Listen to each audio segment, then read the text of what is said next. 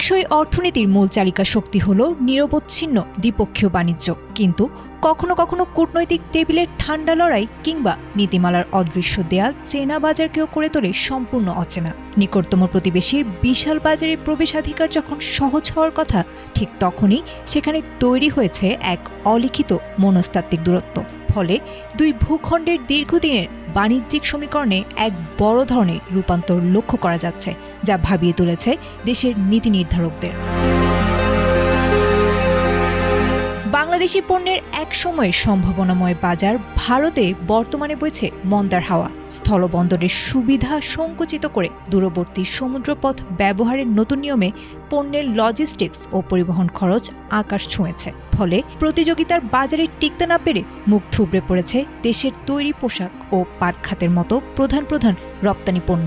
পোশাকের বাজারে ধস নেমেছে প্রায় 11%, আর সোনালী আঁশ খ্যাত পাটের রপ্তানি কমেছে প্রায় 1/4। বিশ্লেষকদের মতে এই সংকটের সূত্রপাত মূলত আমদানি রপ্তানি নীতির পাল্টাপাল্টি সিদ্ধান্তের কারণে। স্থলপথে কাঁচামাল আনার পথ বন্ধ করার প্রতিক্রিয়ায় প্রতিবেশীর 3 দফার কঠোর বিধিনিষেধ বর্তমানে দেশীয় মাঝারি ও ক্ষুদ্র উদ্যোক্তাদের জন্য বড় বাধা হয়ে দাঁড়িয়েছে। ফলে ভারতের বাজারের বিশাল সম্ভাবনা থাকা সত্ত্বেও কূটনৈতিক শিথিলতার কারণে বাংলাদেশ ইতোমধ্যে সেই সুযোগ হারিয়েছে।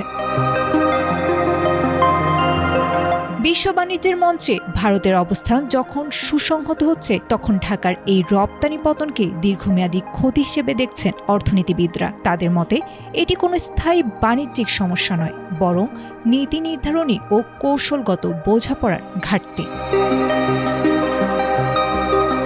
ব্যবসায়ী এবং অর্থনীতিবিদদের একক দাবি, ট্যারিফ কমিশনের আইনি মারপ্যাচ এড়াতে আমলাতান্ত্রিক চিট চালাচালি বন্ধ করতে হবে।